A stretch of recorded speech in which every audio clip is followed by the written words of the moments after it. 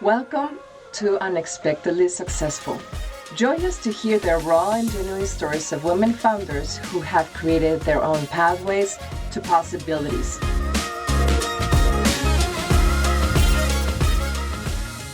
Well, hello there. Another episode of Unexpectedly Successful, the podcast, and we are very excited to be in season 2. And we are bringing you fire. We have amazing speakers lined up, and our guest speaker for today is just one example of the many beautiful and wonderful stories that you're going to be hearing in this season 2, in addition to the ones already brought to you in season 1. So I am excited to have this guest speaker with us because she brings spicy. Oh my God. Maya Guid, she is the co-founder of One Vision ERC. And One Vision ERC is a component of several pieces. It's a business with a lot of pieces going on. Relationship coaching, marriage tools, retreats and getaways for couples, books, which I'll ask in a little bit of the content.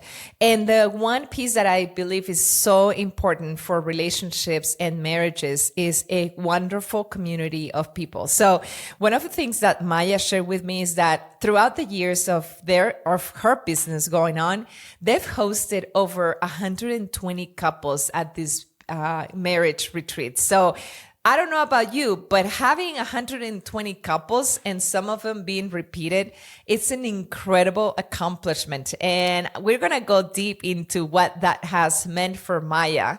But before that, let's welcome her into our show. Maya, welcome. How are you doing?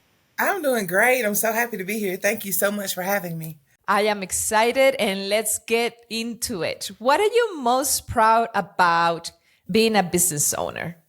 I am most proud that I'm able to impact so many couples. So when my husband and I first got married, we didn't see a whole lot of successful couples around us. And so we did not have a community or people that we could go to. And so we created one ourselves. And so God placed that on our hearts to actually be instrumental in relationships as far as communication and intimacy and passionate about love, sex, and marriage. Wow. So you said love, sex, and marriage. Yes. Awesome. All right. We'll go into that in a little bit. I'm not going to let that one go. Love, sex, and marriage. For those couples out there, you know what we're talking about here. All right. So before we go into the business components, Maya, tell me what it means for Maya to be Maya. So for me to be me, I think that I'm happy, I'm bold, and I smile a lot, and I think that sometimes that's what people need. Like when you meet someone and you're getting to know them, I think the expression on your face says a lot. So I think I hug people just across the room just by smiling.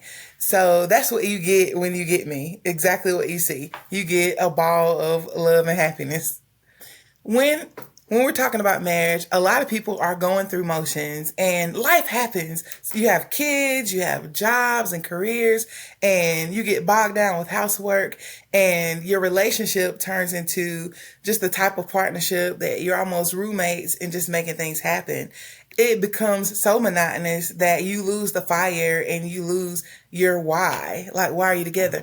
And so I would like to insert my bubbly personality and my happiness into just plant little pieces of myself into relationships so that people can really thrive and reach for blissfully happy marriages. That's what we're going for. We're not talking about just existing and just staying together, because I think that after a while, people really, the goal becomes, let's not get a divorce. Let's just stay together. Like if we stay together, we're winning.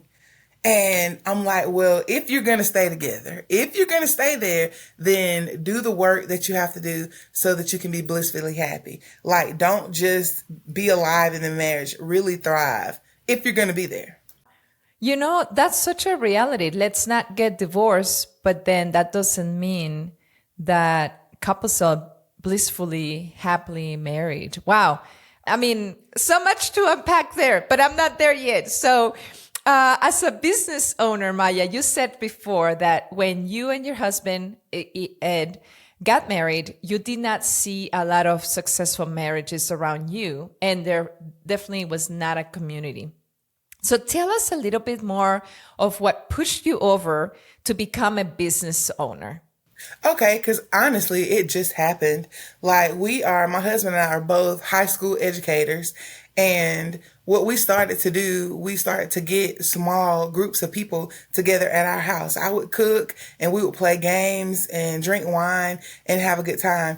And then it kind of grew and we're like, well, let's do like a weekend and, invite couples. And then from there, people would say, well, can I talk to you like outside of the group? Like, can you help us work through some things? And so God just, aligned it so that I was having those conversations anyway.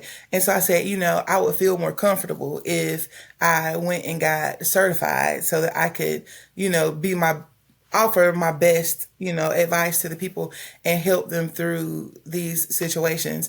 And so that's what we've been doing. So my husband and I both got certified as transformational coaches. That is what we do when we help people through their issues that they're having in their relationships. So your personality and your welcoming, you creating the space to welcome couples was the genesis of you launching a business and then just taking steps to be the best version of yourself.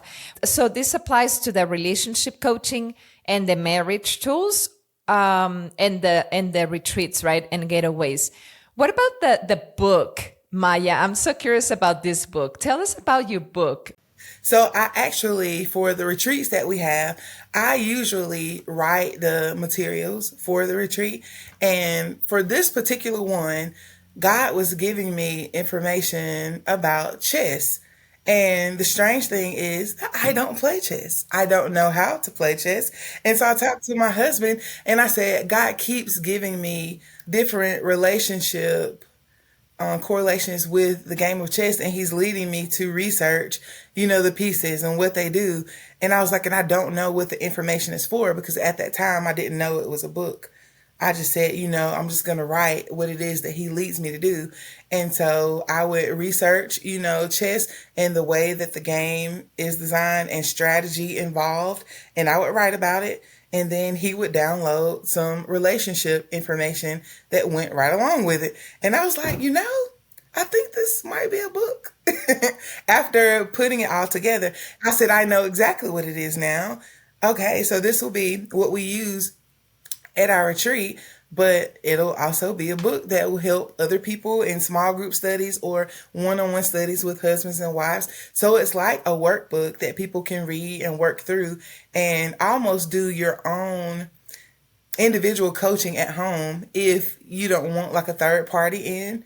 Like a husband and wife could literally sit down and go through the book and use it as a tool to better their actual marriage. And the crazy thing is, now that the book is over, when I was done writing it, all of it left my mind. I still don't know how to play chess. Like, God really gave me the download and then it went away. So, Maya, in the book and in the coaching, in the additional tools that you provide for married couples and the retreats, how do you embed your personality, the fun, the love that you are into all of those things? How does your personality bleeds into all these pieces of your business? When I'm writing content, I write content as if I'm speaking. So I don't write it like it's a paper that I'm turning in.